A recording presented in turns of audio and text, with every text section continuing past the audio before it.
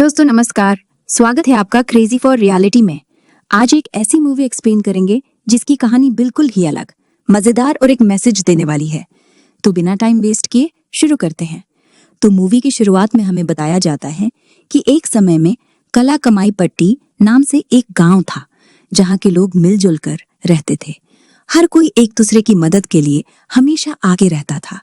इन गांव वालों का मानना था कि जो इनको पर्वत दिखाई देता है वही इनके देवता हैं, क्योंकि हर साल कार्तिक के महीने में एक मोर उस पर्वत की चोटी पर खड़ा होकर कूक लगाता था, जिसकी आवाज सुनते ही गांव वाले इसे अपना देवता का इशारा कहते हैं। और अगले 2 दिन लगातार त्योहार मनाया जाता था। फिर त्योहार मनाने के बाद सारे गांव वाले एक साथ इकट्ठे होकर पर्वत की ओर देखते और तब एक पर्वत से रोशनी निकलती, जिसे गांव वाले देवता का आशीर्वाद समझते थे। ऐसा हर साल होता था, इसलिए गांव वालों का विश्वास भी पक्का हो गया था।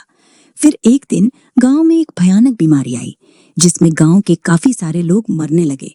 तब बीमारी के डर से कुछ लोग तो गांव छोड़कर चले गए, बाकी यही अपने देवता के भरोसे रह गए।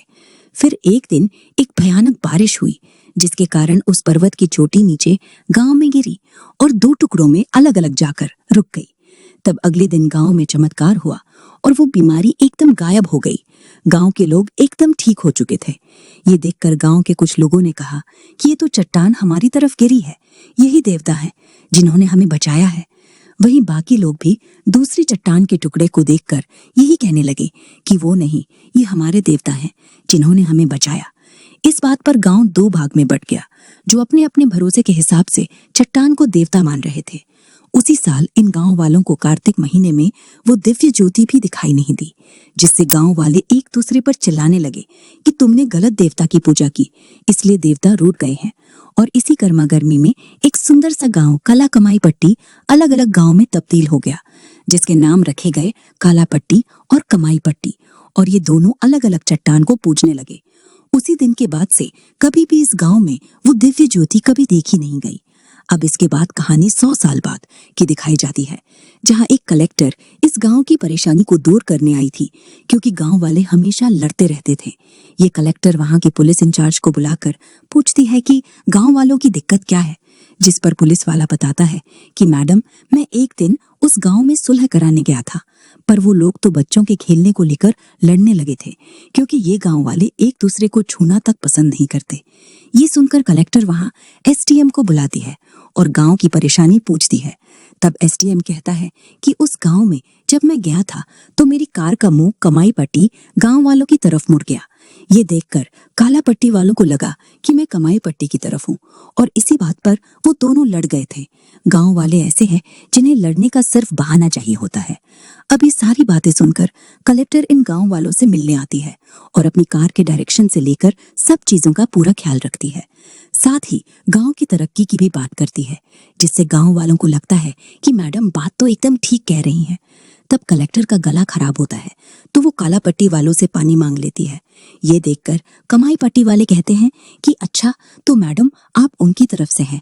इसी बात पर फिर दोनों गांव वाले लड़ जाते हैं और ये देखकर कलेक्टर अपने ऑफिस आ जाती है, जो समझ गई थी कि गांव वाले इतनी आसानी से नहीं मानने वाले। अब ऑफिस में यहाँ तो एमएलए आता है, जो बताता है कि अभी अभी एक ऑर्डर पास हुआ है। ये जो गांव वाले लड़ते हैं ना, सरकार इन्हें यहाँ से भगाना चाहती है, जिसे यहाँ पीस सेंटर बनाया जाए। इसमें किसी और का फायदा नहीं, बल्कि एमएलए का फायदा था, जो इसकी आड़ में पैसे अंदर करने वाला था। ये सब कलेक्टर अच्छे से जानती थी, इसलिए वो एमएलए की बात का जवाब नहीं देती। इसके बाद हम कादिर नाम के आदमी को देखते हैं, जो किसी भगवान में नहीं मानता था। उसका मानना था कि गांव वालों को एक होकर रहना चाहिए, इसलिए वो हर किसी को समझाता भी था, लेकिन उसकी कोई बात नहीं सुनता। इसी कारण कथे रोजाना रात को शराब पीकर अपनी भड़ास उतारता था और उसका ख्याल रखता था उसका दोस्त मणि, जो उसे भाई की तरफ मानता है। फिर मणि कादिर को उठाकर उसके घर लाता है, जहां कादिर को देखकर उसकी बहन प्रभा बहुत गुस्सा होती है कि ये आज फिर दारू पीकर आया है। हालांकि प्रभा अपने भाई कादिर को खाना खिलाती है और मणि को भी खाना देती है। तब यहाँ मणि कहता है कि गांव वाले कभी इसकी बात नहीं सुनेंगे, इसलिए हमें शहर चले जाना चाहिए, जिस पर प्रभा कहती है कि तू मुझे भी लेकर चलना। यहाँ हम समझ पाते हैं कि प्रभा मणि को पसंद करती है। इसके बाद हम गांव के पुजारी को देखते हैं जो दोनों गांव में पूजा करता था।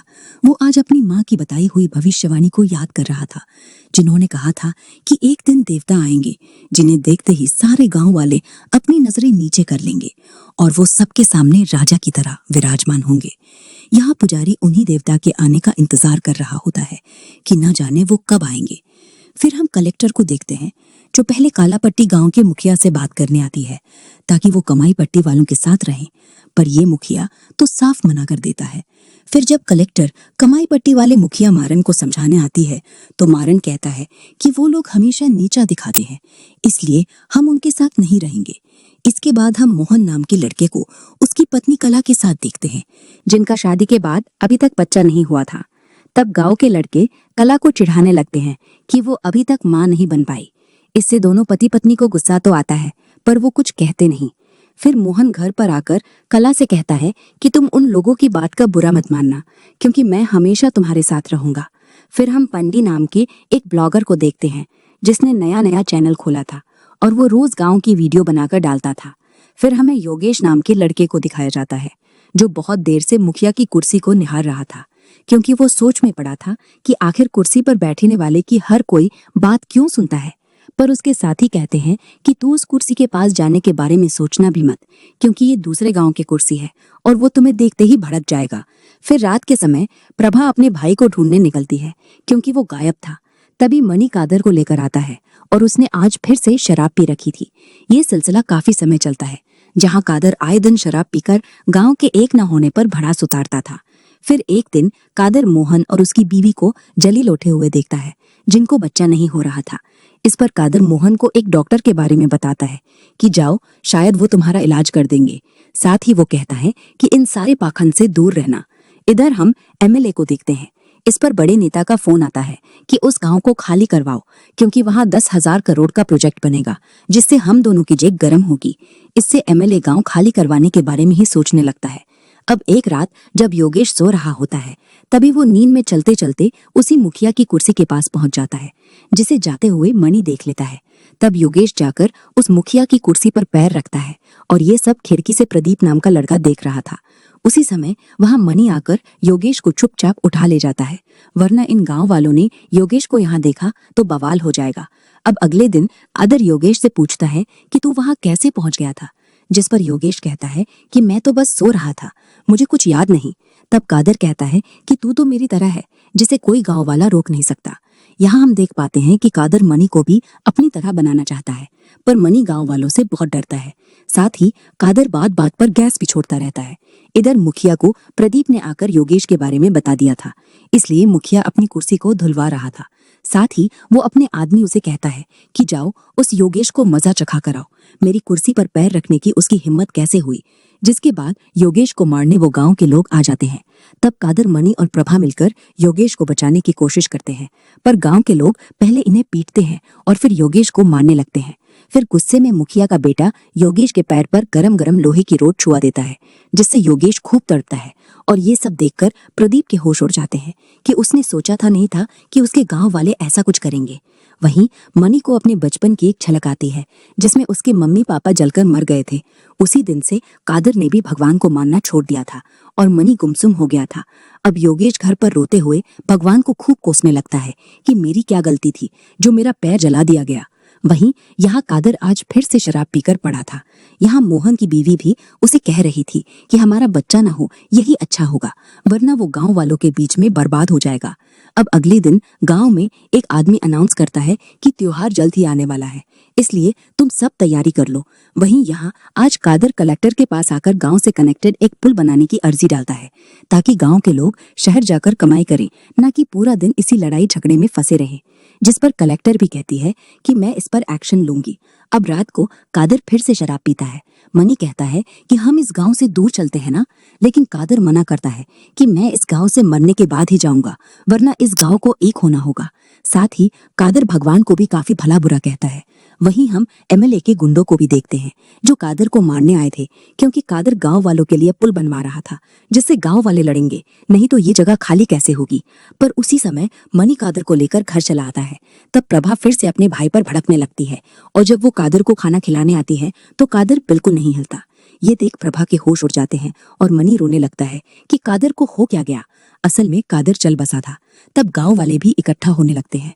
महेश गांव का मुखिया आकर कहता है कि जब गांव में त्योहार आने वाला है तो गांव में मौत हो गई, ये सही नहीं हुआ। जिसके बाद गांव के लोग अंतिम संस्कार की तैयारी करने लगते हैं और मनी अकेला ही कादर को जगाने में लगा था, क्योंकि उसे यकीन नहीं हो रहा था कि कादर मर गया। उसी समय कादर गैस छोड़ता है तो मनी को यकीन हो जाता है कि ये तो जिंदा है। फिर जब गांव की बुजुर्ग महिला बताती हैं कि ये तो मर चुका है, बस शरीर में गैस है वही निकल रही है। वहीं ये सब एमएलए के लोग देख रहे थे, जो खुश हो जाते हैं कि हमें कुछ करना ही नहीं पड़ा, काम अपने आप हो गया। इधर मुखिया के लोग कादर को गांव से बाहर फेंकने की बात करते हैं, क्योंकि गांव में त्योहार आने वाला है, ऐसे में यहाँ लाश पड़ी होना अच्छा नहीं है। तब ये लोग कादर को उठाने की कोशिश करते हैं, पर कादर किसी से भी हिलता नहीं। ये देख प्रभा कहती है कि मेरे भाई को कोई हाथ नहीं लगाएगा, और वो मनी से कादर को उठाकर गांव के बाहर ले चलने को कहती है। अब जैसे ही मनी कादर को उठाता है तो वो आराम से उठ जाता है, जो देख गांव वाले हैरान थे। फिर रास्ते में मनी प्रभा से कहता है कि कादर अभी जिंदा है, पर वो नहीं मानती। इधर एमएलए के लोग उसे ये खबर देते हैं तो एमएलए कहता है कि उन लोगों पर नजर रखो और मुझे सब बताते रहना। इधर कमाई पट्टी गांव के लोग भी मनी के पास आ जाते हैं, क्योंकि मनी कादर की लाश उनके गांव में ले आया था। इसलिए वो कहते हैं कि इसे यहाँ से दूर ले जाओ, क्योंकि त्योहार आने वाला है। तब मारण के लोग भी कादर को उठाकर बाहर फेंकने की कोशिश करते हैं, लेकिन ये लोग भी कादर को हिला तक नहीं पाते, जिससे ये सब हैरान थे कि ये हो क्या रहा है। पर अपने भाई की इतनी बेइज्जती होता देख प्रभा मनी से कादर की लाश ले जटाकर गांव के बाहर रखवा देती है, ताकि उसका अंतिम संस्कार वो खुद कर सके। इधर दोनों गांव के कुछ लोग मुखिया से लड़ रहे थे कि कादर ने हम सब लोगों के लिए कितना कुछ किया है, अगर हम उसके लिए खड़े नहीं हुए तो कौन होगा। यही कहकर गांव के काफी सारे लोग कादर के अंतिम संस्कार में आते हैं, जिसके बाद मनी एक कुर्सी लाकर कादर को उस पर बैठा देता है, क्योंकि उसे तो अभी भी लग रहा था कि कादर जिंदा है। अब इसके बाद कादर पर सब माला डालते हैं, और जब पुजारी माला डालने आता है तो कादर गैस छोड़ देता है। ये देखकर पुजारी हैरान था। तभी उसे अपनी माँ की बात याद आती है, जिन्होंने कहा था कि उस देवता के सामने दोनों गांव वाले सर झुकाए बैठे होंगे और वो सजा होगा माला से। ये देख तो पुजारी चिल्लाने लगता है कि स्वयं देवता आए हैं। ये सुनकर मुखिया कहता है कि तू पागल हो गया है क्या? जिस पर पुजारी कहता है कि अच्छा, अगर तुम में दम है तो इन्हें हिलाकर दिखा दो। ये सुनकर मुखिया चुप हो जाता है, क्योंकि कादर को तो कोई हिला तक नहीं पाया था। जिसके बाद पुजारी अपनी माँ की भविष्यवाणी गांव वालों को बताता है। तभी वहां एक बकरी आकर कादर के सामने बैठ जाती है, जिससे गांव वाले मानने लगते हैं कि हाँ, ये तो भगवान है। साथ ही ये लोग मणि को कादर की सवारी मान लेते हैं। तभी वहां कला एकदम से बेहोश होती है, तो दाई आकर बताती हैं कि ये तो माँ बनने वाली है। उसी समय मोर भी कई सालों पर पर्वत पर आकर कूक निकलता है। अब ये देखकर गांव वालों को यकीन हो जाता है कि कादर के रूप में देवता आए हैं, और अब कादर सबके लिए भगवान बन गया था। फिर अगले दिन से कादर की पूजा शुरू होती है और त्योहार की तैयारी भी शुरू हो चुकी थी। वहीं मणि भी प्रभा से कह रहा था कि कादर जिंदा है, पर प्रभा नहीं मानती।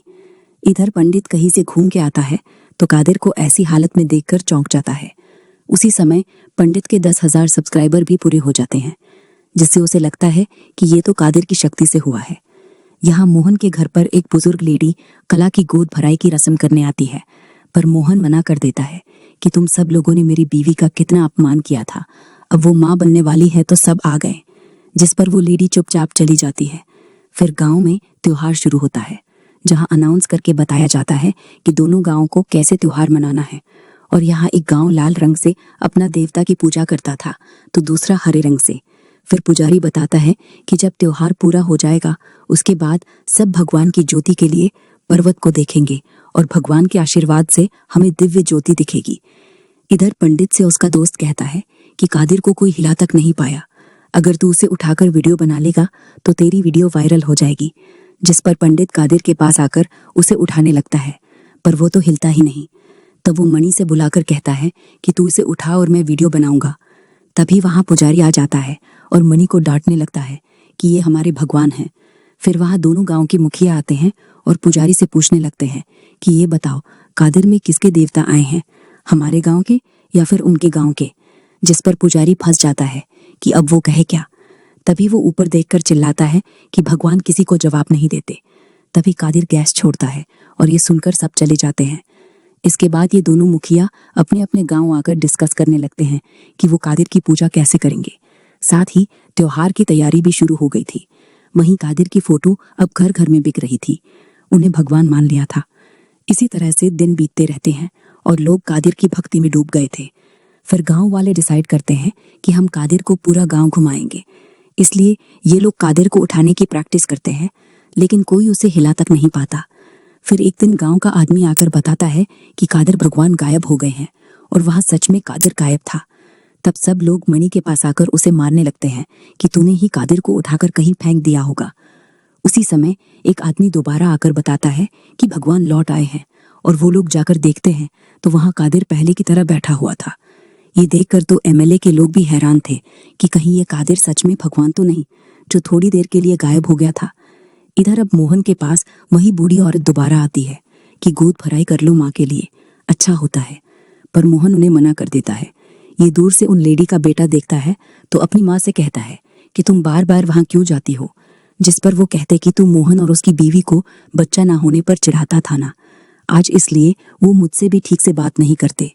ये सुनकर उस लड़की को अपनी गलती का एहसास होता है। जिसके बाद हम रात का सीन देखते हैं जहां पुजारी सब गांव वालों से कहता है कि केवल मणि ही भगवान को उठा सकता है। इसलिए आज मणि कादिर को उठाकर गांव का चक्कर लगाकर वापस आएगा, जिससे पूरे गांव पर उनका आशीर्वाद बने। तब मणि भी बात मानकर कादिर को उठा लेता है और उसका प्लान कादिर को लेकर उस गांव से भागने का था, क्योंकि मणि का मानना था कि गांव वाले पागल हो गए हैं। पर उसके भागने से पहले उसे प्रभा रोक लेती है। मणि कहता है कि गांव वाले किसी की भी नहीं सुनने वाले। जिस पर प्रभा कहती है कि मेरे भाई का सपना था कि ये गांव एक हो जाए और शायद अब गांव एक होता हुआ नजर आ रहा है, भले ही धोखे से सही। साथ ही प्रभा कहती है कि मेरा भाई मर चुका है, ये मैं जानती हूँ, पर गांव वालों के लिए हमें ये नाटक चलाना होगा। साथ ही प्रभा बताती है कि उस रात मैं ही कादिर को दफनाने गई थी, लेकिन मुझे पता चला कि तुम्हें लोग मारने आए हैं, इसलिए मुझे कादिर को वापस रखना पड़ा। यानी कि इसी वजह से कादिर थोड़ी देर के लिए गायब हुआ था। खैर, कादिर की सच्चाई पंडित भी जान गया है, जिसके बाद मणि ले जाकर कादिर को वापस कुर्सी पर बैठा देता है। वहीं एमएलए के लोग कादिर पर रॉकेट छोड़ देते हैं, क्योंकि उन्हें गांव वालों को लड़वाना था। तब यहाँ कादिर पर रॉकेट आता देख सारे गांव वाले कादिर के सामने खड़े हो जाते हैं और यहाँ इन लोगों ने इतने सालों बाद एक दूसरे को पकड़ा था, जो देख मणि को भी कादिर का सपना सच होते हुए दिख रहा था। इसके बाद मोहन से मिलने वही बूढ़ी औरत का बेटा आता है और अपनी गलती की माफी मांगता है, जिस पर मोहन भी मान जाता है। फिर रात को जब दोबारा से सब लोग कादिर की पूजा के लिए इकट्ठा होते हैं तो ये गांव वाले फिर से अपने अपने देवता को लेकर बहस कर रहे थे, जो देख मणि को गुस्सा आता है और एकदम से उसमें गांव की देवी आ जाती है, जो दोनों गांव के लाई हुई चूड़ी पहनती है और अपना श्रृंगार करके बताती है कि मेरे 2 बेटे हैं, कमाई और काला। ये दोनों मिलजुल कर रहते हैं, पर तुम गांव वालों ने उन्हें अलग करना चाहा। अगर तुम गांव वाले एक नहीं हुए तो मेरे बेटे कभी इस गांव में नहीं आएंगे और तुम्हारा साथ देखकर पर्वत से इस बार पहले की तरह रोशनी निकलेगी। यही मेरा आशीर्वाद होगा। जो सुनकर पुजारी भी कहता है कि देवता गुस्से में है, इसलिए हमें एक होना होगा। जो सुनकर सारे गांव वाले झुक जाते हैं। इसके बाद हम देखते हैं कि प्रभा मणि को डांट रही है। असल में मणि ने ये सब नाटक किया था क्योंकि गांव वाले फिर से लड़ रहे थे, इसलिए मणि को ये सब कहना पड़ा। यहाँ पंडित कहता है कि अब पहाड़ से हम रोशनी कैसे लाएंगे, ये सबसे बड़ी प्रॉब्लम है। तो प्रभा कहती है कि उस बारे में हम सोच लेंगे। इधर एमएलए के लोग भी उसे बता रहे थे कि गांव वाले एक हो रहे हैं, यानी एमएलए का प्लान बर्बाद हो रहा। फिर जब पुजारी मणि से मिलता है तो मणि कहता है कि देखो दोनों गांव वाले कैसे अपनी अपनी पूजा करके खड़े हैं, ऐसे तो दिव्य ज्योति नहीं दिखेगी। इसलिए वो पुजारी से इन्हें हैंडल करने को कहता है। तब पुजारी सारे गांव वालों को इकट्ठा करके पट्टी पढ़ाता है और सारे गांव वाले एक होकर भगवान पर जो जल चढ़ाना है उस मटके को उतारने लगते हैं, जिसमें प्रदीप योगेश को सबसे ऊपर चढ़ने को कहता है। और जब योगेश मुखिया के बेटे के कंधे पर पैर रखता है तो रॉकेट से जो घाव उसे हुआ था उसे मुखिया के बेटे को एहसास होता है कि उसने योगेश के पैर पर लोहे की रोड लगाकर बहुत गलत किया। हालांकि फिर ये लोग उस मटके को उतार लेते हैं, जो देख मनी खुश हो जाता है। फिर जब दोनों गांव वाले अलग अलग बैठे थे तो वहां उन गांव में से एक दो बच्चे आपस में खेलने लगते हैं। ये देख दोनों गांव के मुखिया सोचने लगते हैं कि हम कब तक ऐसे लड़ते रहेंगे। तभी वहां पुलिस आती है जिसे एमएलए ने भेजा था, और वो पुलिस वाला कहता है कि एक लाश को तुम लोग ऐसे नहीं रख सकते। जिस पर मुखिया का बेटा कहता है कि हमारे भगवान को हाथ लगाया तो अच्छा नहीं होगा। तभी सारे गांव वाले एक हो जाते हैं, जो देखकर पुलिस वाला डर जाता है। फिर यहाँ एमएलए और कलेक्टर भी आते हैं। तो कलेक्टर पहले तो कादिर की सबके सामने जांच करवाती है कि कहीं वो जिंदा तो नहीं, पर डॉक्टर आकर बताते हैं कि कादिर मर चुका है, बस उसके शरीर में गैस बन रही है, वही बाहर निकलती है। जिसके बाद कलेक्टर एमएलए के भी विटनेस में साइन करवा लेती है कि कादिर मर चुका है। तभी एमएलए पर किसी का फोन आता है और वो चला जाता है। फिर कलेक्टर बताते हैं कि कादिर ने एक याचिका डाली थी गांव से शहर का पुल बनाने की। अगर आप लोग उस पर साइन कर देंगे तो पुल का काम जल्दी शुरू हो जाएगा, जो सुनकर सब साइन कर देते हैं। फिर सब लोग आज त्योहार के आखिरी दिन कादिर पर जल डालने लगते हैं। वहीं अब मनी और प्रभा को पर्वत से रोशनी का इंतजाम करना था, वरना गांव वाले कभी एक नहीं होंगे। इसलिए मनी पहाड़ पर आग जलाने के लिए भागता है। लेकिन ये क्या, यहाँ तो पहले से एमएलए और उसके लोग बैठे रोशनी का इंतजार कर रहे थे। तब यहाँ एमएलए के लोग मनी को मारने लगते हैं, तो मनी उल्टा उन लोगों को मारता है। इधर गांव वालों ने अपनी पूजा पूरी कर ली थी और ये सब लोग अब दिव्य ज्योति का इंतजार कर रहे थे, जो कि मनी नहीं जला पाया। तभी मुखिया का बेटा अपनी आंख बंद करके अपनी गलती की माफी मांगता है, जो उसने योगेश का पैर जलाया। इससे उसे एक ज्योति दिखाई देती है और वो बताता है कि उसे ज्योति दिख गई।